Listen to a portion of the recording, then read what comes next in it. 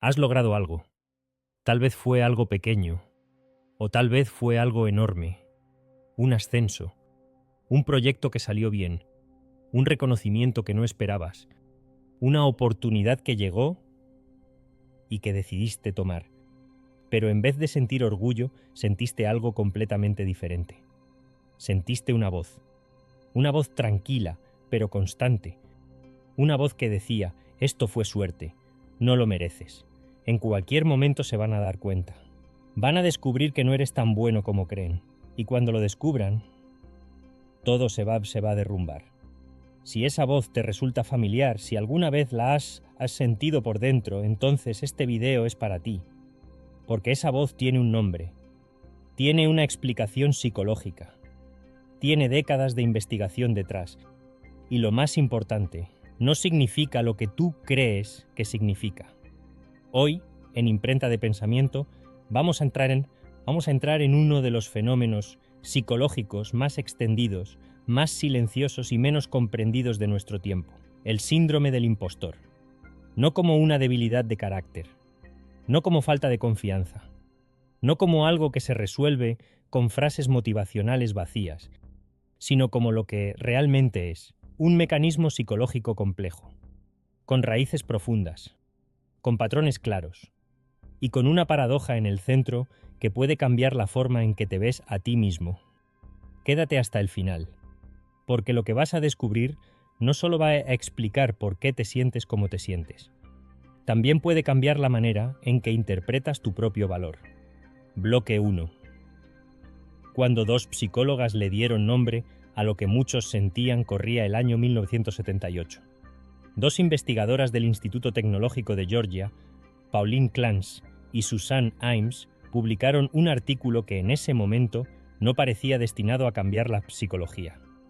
Pero con el tiempo ese trabajo se convirtió en una referencia fundamental. El artículo hablaba de algo extraño. Mujeres brillantes, estudiantes destacadas, profesoras, doctoras, investigadoras. Mujeres que, desde afuera, parecían exitosas, preparadas y capaces. Pero por dentro, muchas de ellas compartían una misma sensación. La sensación de no merecer su propio éxito. La idea de que los demás las estaban sobrevalorando. Y el miedo constante de que, tarde o temprano, alguien descubriera la verdad. Que no eran tan inteligentes, que no eran tan capaces, que todo había sido una especie de engaño. Clance e Imes llamaron a eso, el fenómeno del impostor.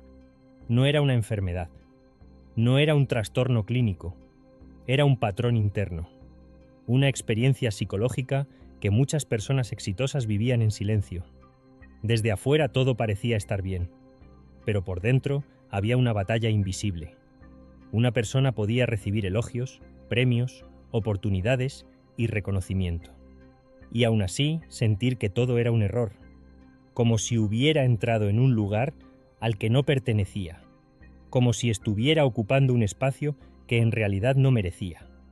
Durante años, el mundo académico no le prestó demasiada atención, pero cuando comenzaron a aparecer más estudios, la conclusión fue imposible de ignorar. Esto no les pasaba solo a mujeres, no les pasaba solo a estudiantes, no les pasaba solo a personas inseguras, les pasaba a seres humanos de todo tipo, y mucho más de lo que imaginamos. Bloque 2. El dato que lo cambia todo.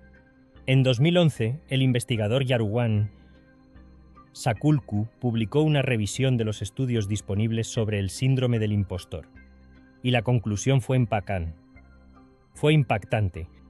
Aproximadamente el 70% de las personas experimentará el síndrome del impostor en algún momento importante de su vida. 70%. 7 de cada 10 personas. En algún momento, en algún área, con alguna intensidad, se sentirán como un fraude. Pero aquí hay un detalle que casi nadie menciona. El síndrome del impostor no suele golpear más fuerte a los incompetentes. No aparece principalmente en quienes no saben lo que hacen. Aparece con mucha fuerza en personas de alto rendimiento, personas que estudian, personas que trabajan duro, personas responsables, personas que se exigen, personas que han logrado cosas reales. Y eso parece una contradicción, pero no lo es. Porque mientras más conciencia tienes, más ves tus propias limitaciones. Mientras más sabes, más entiendes todo lo que todavía no sabes. Mientras más creces, más grande se vuelve el mundo frente a ti. Y ahí aparece la paradoja. La persona menos preparada muchas veces no ve sus propios errores, pero la persona competente los ve con demasiada claridad. Los analiza, los exagera, los carga como prueba en su contra. Por eso, a veces, saber más te hace sentir que sabes menos. Y ese es el territorio perfecto donde vive el síndrome del impostor. Bloque 3. Los grandes nombres que también lo sintieron. Antes de entrar más profundo, necesitamos detenernos en algo. Los nombres. Porque el síndrome del impostor no es simplemente un problema de personas comunes que no confían en sí mismas. También ha acompañado a algunas de las mentes más extraordinarias de la historia moderna. Albert Einstein, uno de los científicos más importantes de todos los tiempos, llegó a expresar en sus últimos años que el reconocimiento que recibía le parecía desproporcionado, como si la posición que ocupaba no correspondiera realmente con lo que él sentía que era capaz de ofrecer. Maya Angelou, una de las escritoras más influyentes de la literatura norteamericana, también describió esa sensación. Después de publicar libros, recibir premios y ser reconocida mundialmente, confesó que cada vez que escribía algo nuevo pensaba que esta vez la gente descubriría que no tenía nada real que decir. Meryl Streep, considerada una de las mejores actrices de su generación, ha dicho que antes de algunos papeles se preguntaba por qué alguien la querría ella para interpretarlos. Tom Hanks, Michelle Obama, Tina Fey, Sheryl Sandberg. La lista de personas exitosas que han descrito experiencias parecidas al síndrome del impostor es larga. Y eso nos deja una pregunta poderosa. Si personas con talento, logros, premios, reconocimiento y trayectoria pueden sentirse así, entonces tal vez esa sensación no significa incapacidad. Tal vez significa otra cosa. Tal vez el síndrome del impostor no aparece porque no vales.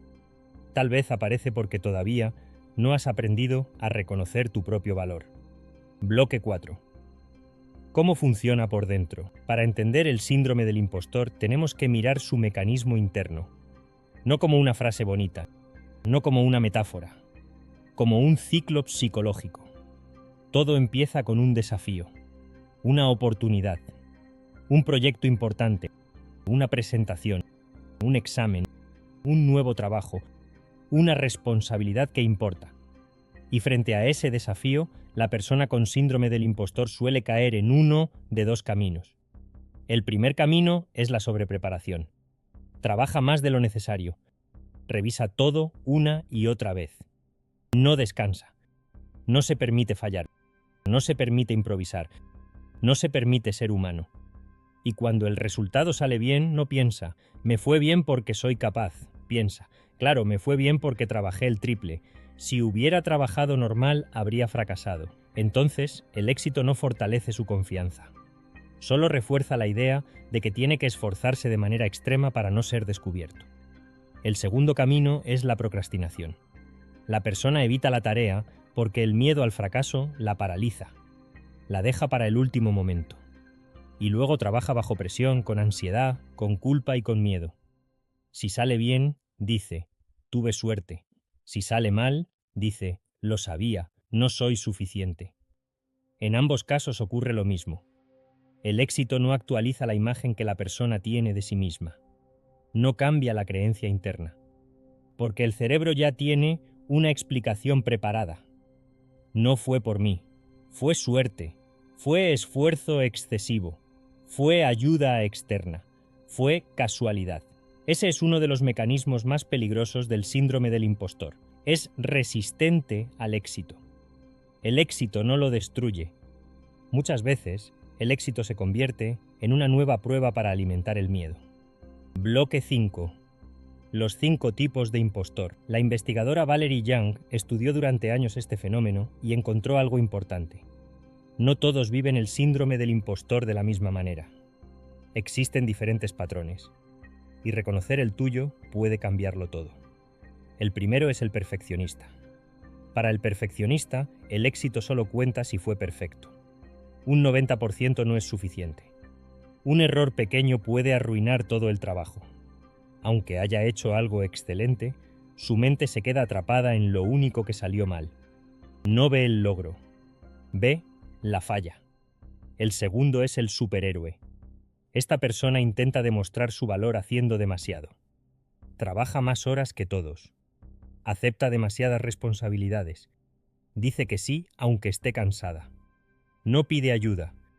No se permite bajar el ritmo, porque en el fondo siente que, si se detiene, los demás van a descubrir que no es tan fuerte como parece. El tercero es el genio natural.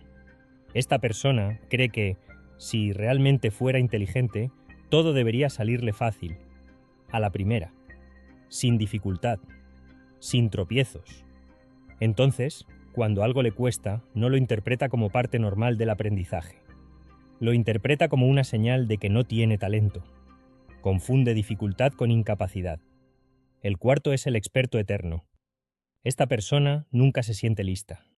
Siempre necesita estudiar un poco más, tomar otro curso, leer otro libro, conseguir otra certificación, prepararse un poco más antes de atreverse. Pero esa preparación nunca termina, porque el problema no es la falta de conocimiento, el problema es el miedo a exponerse. El quinto es el solitario. Esta persona no pide ayuda, no porque no la necesite, sino porque pedir ayuda le parece una confesión de debilidad.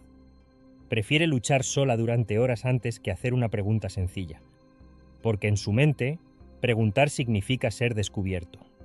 La mayoría de las personas no somos un solo tipo, somos una mezcla, a veces perfeccionistas, a veces expertos eternos, a veces solitarios. Pero cuando reconoces el patrón, empiezas a separarte de él. Y cuando te separas de él, dejas de obedecerlo ciegamente. Bloque 6. ¿De dónde viene realmente? La pregunta inevitable es esta. ¿De dónde viene todo esto? ¿Por qué algunas personas desarrollan esta sensación de fraude incluso cuando tienen pruebas reales de su capacidad? La respuesta no es simple, pero hay varias raíces importantes. La primera está en la familia. Algunas personas crecieron siendo llamadas el inteligente, el talentoso, el que siempre puede. Y aunque eso parece algo positivo, también puede convertirse en una prisión, porque el niño aprende que su valor depende de mantener esa imagen. Tiene que ser inteligente siempre. Tiene que sobresalir siempre. Tiene que entender rápido siempre. Y cuando algo le cuesta, no lo vive como aprendizaje, lo vive como una amenaza a su identidad. Otras personas crecieron en el lugar contrario, en familias donde otro hermano, primo o familiar era considerado el inteligente, el exitoso o el capaz. Y aunque con el tiempo esa persona logre cosas importantes, por dentro puede seguir sintiéndose como el segundo, como si nunca fuera suficiente.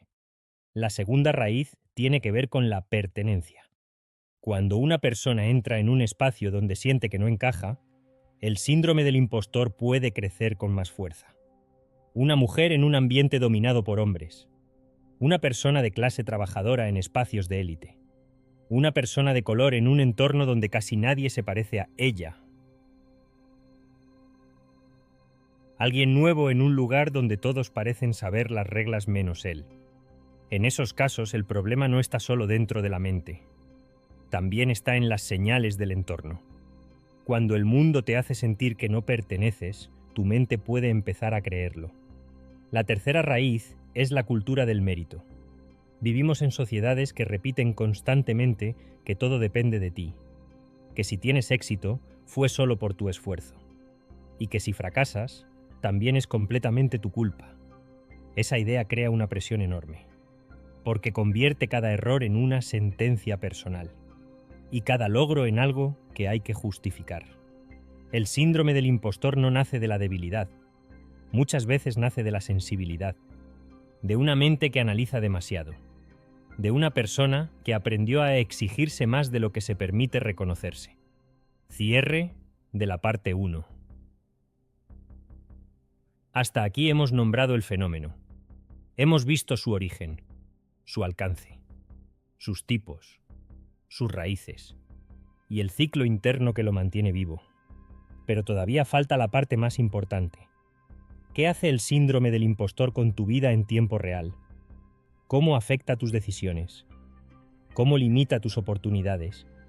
¿Cómo entra en tu trabajo, en tus relaciones, en tu creatividad y en la forma en que te miras a ti mismo? Y sobre todo, ¿qué dice la ciencia sobre cómo salir de ese ciclo? No con frases motivacionales, no con repetir "yo puedo" frente al espejo, sino con estrategias reales para cambiar la relación que tienes con esa voz interna. Eso viene en la segunda parte. Y te adelanto algo, una de las estrategias más efectivas no tiene que ver con creer más en ti mismo. Tiene que ver con aprender a mirar la evidencia de una manera diferente. Nos vemos ahí. Bienvenido de vuelta a Imprenta de Pensamiento. Si llegaste hasta aquí, probablemente algo de la primera parte te tocó de cerca. Tal vez te reconociste en uno de los 5 tipos. Tal vez entendiste que esa voz que te dice que no mereces lo que tienes no es una verdad absoluta. Es un mecanismo. Tiene nombre. Tiene historia. Y tiene una lógica interna. En esta segunda parte vamos a entrar en el lugar donde pocos vídeos sobre este tema llegan. Vamos a ver cómo el síndrome del impostor opera en la vida real. ¿Qué decisiones destruye silenciosamente? ¿Qué oportunidades te hace rechazar? ¿Qué costo tiene sobre tu mente? ¿Y qué dice la ciencia sobre cómo relacionarte con él de una manera diferente? Empecemos. Bloque 7. El costo real. Hay algo que muchas conversaciones sobre el síndrome del impostor ignoran. El costo. No solo el malestar emocional. No solo la ansiedad. No solo esa incomodidad interna de sentir que no eres suficiente. Hablo del costo real. El costo en decisiones. En oportunidades. En relaciones. En proyectos que nunca empiezas. En puertas que no tocas. En versiones de ti mismo que nunca te atreves a explorar. Una persona con síndrome del impostor puede estar preparada para un puesto de liderazgo y no postularse. Puede tener talento para crear algo y nunca publicarlo. Puede tener una idea poderosa y quedarse callada. Puede tener la capacidad para avanzar, pero vivir esperando sentirse lista. Y ese momento nunca llega. Porque el síndrome siempre pide una prueba más. Un curso más. Un logro más. Una confirmación más. Pero cuando esa confirmación llega, tampoco es suficiente. El costo más silencioso es este, la incapacidad de disfrutar el propio éxito. Logras algo importante. Y en vez de celebrarlo, lo analizas. Lo minimizas. Lo explicas. Lo reduces. Dices que no fue para tanto. Que cualquiera lo habría hecho. Que tuviste suerte. Que solo salió bien porque trabajaste demasiado. Y sigues hacia el próximo desafío como si el logro anterior nunca hubiera existido. Ese es el robo más profundo del síndrome del impostor. No solo te roba confianza. Te roba presencia. Te roba la capacidad de habitar tu propia vida. Te roba el derecho emocional de decir, esto lo construí yo. Esto también me pertenece. Bloque 8. Cuando el miedo a ser descubierto cambia decisiones, el síndrome del impostor no siempre se ve como inseguridad. A veces se disfraza de prudencia. De humildad. De profesionalismo. De perfeccionismo. De responsabilidad.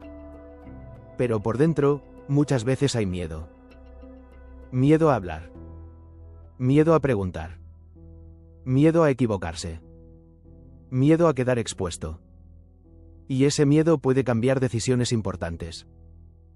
Imagina a alguien en una reunión. Tiene una idea buena. La piensa. La entiende. La siente clara. Pero no la dice. Porque una parte de su mente le susurra. ¿Y si suena tonto? ¿Y si ya todos lo saben? ¿Y si se dan cuenta de que no perteneces aquí? 5 minutos después, otra persona dice una idea parecida. Todos la escuchan. Todos la valoran. Y entonces aparece otra voz. Yo debía haberlo dicho, pero ya es tarde. Así funciona muchas veces. El síndrome del impostor no siempre te destruye con grandes fracasos. A veces te destruye con pequeños silencios repetidos. Una pregunta que no hiciste. Una propuesta que no enviaste. Un precio que no cobraste. Una oportunidad que dejaste pasar. Una conversación que evitaste. Una puerta que no tocaste. Con el tiempo, esos pequeños actos de autoprotección se convierten en una vida más pequeña de la que eras capaz de construir. Y eso es lo peligroso. No que dudes. Dudar es humano. Lo peligroso es cuando la duda empieza a decidir por ti. Bloque 9. ¿Por qué el cerebro resiste el éxito? Para entender por qué el síndrome del impostor no desaparece simplemente con elogios, hay que entender algo sobre el cerebro. El cerebro no procesa la realidad de manera totalmente objetiva. La interpreta a través de una historia. La historia que tienes sobre ti mismo. Si tu historia interna dice, no soy suficiente, no merezco estar aquí, en algún momento me van a descubrir, entonces cada experiencia nueva pasa por ese filtro. Cuando fallas, el cerebro dice, ¿ves? Tenía razón. Pero cuando tienes éxito, el cerebro no siempre dice, tal vez sí soy capaz. Muchas veces dice, fue suerte. Me ayudaron. No era tan difícil. No se dieron cuenta. Cualquiera lo habría hecho. Eso significa que el éxito se convierte en una anomalía. Algo que la mente necesita explicar para proteger la historia original. Y aquí aparece una de las partes más duras del fenómeno. A veces el elogio no calma. A veces el elogio incomoda.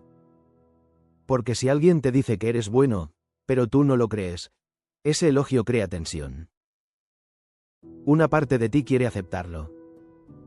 Pero otra parte lo rechaza. Y entonces sonríes. Das las gracias. Pero por dentro piensas, si supieran la verdad. Por eso no basta con que alguien te diga, eres capaz, eres bueno, confía en ti. La persona con síndrome del impostor muchas veces ya ha escuchado eso. El problema no es falta de elogios.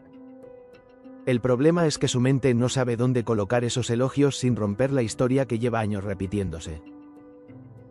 Por eso el trabajo real no es solo recibir más validación. Es aprender a procesarla de otra manera. Bloque 10. Lo que realmente funciona. Llegamos al punto más importante. ¿Qué se puede hacer? Primero, hay que decir algo con honestidad. No existe una fórmula mágica para eliminar completamente el síndrome del impostor. Pero sí existen estrategias que reducen su poder. No se trata de no volver a sentirlo nunca más. Se trata de que, cuando aparezca, ya no controle tus decisiones. La primera estrategia es nombrarlo. Parece simple, pero es poderoso. En vez de decir, soy un fraude, puedes decir, el síndrome del impostor está activo ahora mismo. Eso cambia la relación. Porque ya no eres tú contra ti mismo. Ahora puedes observar el mecanismo desde afuera. No eres la voz. Estás escuchando una voz. Y eso ya crea distancia. La segunda estrategia es registrar evidencia real. No emociones. No opiniones. Hechos. ¿Qué hiciste? ¿Qué resultado obtuviste? ¿Qué habilidad usaste? ¿Qué problema resolviste? ¿Qué aprendiste? No escribas, me fue bien. Escribe, preparé la presentación. Organicé las ideas. Respondí preguntas difíciles. Mantuve la calma. Terminé el proyecto. Resolví un problema concreto. El síndrome del impostor vive de frases generales. La evidencia vive de detalles. Y mientras más específica es la evidencia, más difícil se vuelve negarla. La tercera estrategia es hablarlo con alguien de confianza. El secreto alimenta el síndrome. La vergüenza lo fortalece. Pero cuando lo dices en voz alta, algo cambia. Cuando descubres que otras personas también lo sienten, la sensación pierde parte de su poder. No tienes que contárselo a todo el mundo. Pero hablarlo con una persona segura puede romper la ilusión de que eres el único que vive eso. La cuarta estrategia es cambiar tu relación con el error. El error no siempre significa incapacidad. A veces significa información. A veces significa proceso. A veces significa aprendizaje. A veces significa que estás entrando en un nivel nuevo. Una persona con mentalidad fija cree que equivocarse revela quién es. Una persona con mentalidad de crecimiento entiende que equivocarse muestra que necesita aprender. Y esa diferencia lo cambia todo. La quinta estrategia es exponerte poco a poco a no ser el experto. Esto parece extraño. Pero es una de las cosas más liberadoras. Entrar en lugares donde no lo sabes todo. Hacer preguntas. Aprender algo nuevo. Permitir que otros sepan más que tú. Cometer errores pequeños y darte cuenta de que no pasa nada. Eso entrena al cerebro a entender algo fundamental. No saber no significa no valer. Estar aprendiendo no significa ser un fraude. Ser principiante en algo no cancela todo lo que ya has construido. Bloque 11. La paradoja que lo cambia todo. Aquí está la paradoja central del síndrome del impostor. La persona que lo siente cree que, si fuera realmente capaz, no dudaría. Cree que los expertos verdaderos son seguros. Que los inteligentes no se confunden. Que los competentes no tienen miedo. Que los que valen no se cuestionan. Pero la realidad es más compleja. Muchas veces, los que menos saben son los que más seguros parecen. Y los que más entienden la complejidad de algo son los que más conscientes están de sus límites. La duda no siempre es señal de debilidad. A veces es señal de profundidad. A veces dudas porque tu mente ve detalles que otros no ven. A veces dudas porque sabes que las cosas importantes no son simples. A veces dudas porque tienes suficiente conciencia para no venderte una falsa seguridad. El problema no es dudar. El problema es interpretar la duda como prueba de que eres incapaz. Porque no lo es. Dudar puede ser una señal de inteligencia, de humildad, de precisión, de deseo de hacer las cosas bien. La clave está en calibrarla. Una duda sana te ayuda a mejorar. Una duda enferma te paraliza. Una duda sana te hace revisar. Una duda enferma te hace esconderte. Una duda sana te vuelve más consciente. Una duda enferma te convence de que no mereces existir en los lugares que ya te ganaste. Y ahí está la diferencia. No se trata de eliminar la duda. Se trata de impedir que la duda se convierta en una cárcel. Bloque 12. Reflexión final. Vivimos en una cultura que celebra la seguridad. El que habla más fuerte parece más preparado. El que duda menos parece más competente. El que se vende mejor parece tener más valor. Pero la vida interior de las personas no funciona así. Hay gente brillante que duda. Gente capaz que tiembla antes de actuar. Gente talentosa que necesita tiempo para creer en sí misma. Gente que ha construido mucho, pero todavía siente que no merece ocupar su propio lugar. Y si ese eres tú, escucha esto con atención. El síndrome del impostor no es una prueba de que no vales. No es una señal de que todo ha sido mentira. No es la verdad disfrazada de autocrítica. Es un mecanismo. Una historia interna. Una forma en que tu mente intenta protegerte del fracaso, de la vergüenza y del rechazo. Pero a veces, aquello que intenta protegerte también puede limitarte. Puede impedirte celebrar. Puede impedirte avanzar. Puede impedirte hablar. Puede impedirte reclamar el espacio que ya te pertenece. La invitación no es que dejes de dudar para siempre. La duda bien usada puede ser una herramienta poderosa. La invitación es que dejes de confundir la duda con una sentencia. Que dejes de mirar tus logros como accidentes. Que dejes de pedirte pruebas infinitas para aceptar algo que ya has demostrado muchas veces. Tal vez no necesitas convertirte en otra persona. Tal vez necesitas empezar a mirar con más justicia a la persona que ya eres.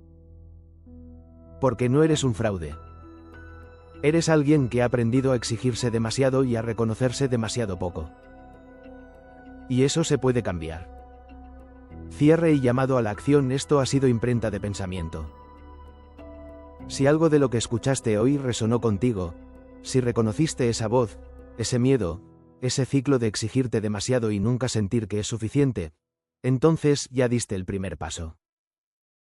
Lo nombraste. Lo viste. Lo separaste de ti. Y eso importa. Si este contenido te aportó valor, dale like ahora mismo. Ese gesto pequeño ayuda muchísimo a que este mensaje llegue a más personas. Comparte este vídeo con alguien que necesite escucharlo. Hay personas que viven con este peso en silencio y nunca han sabido que tiene nombre. Suscríbete a Imprenta de Pensamiento si todavía no lo has hecho. Aquí hablamos de psicología, filosofía, mente humana y comportamiento con la profundidad que estos temas merecen. Y déjame en los comentarios, ¿en qué área de tu vida aparece más el síndrome del impostor? ¿En el trabajo? ¿En tus estudios?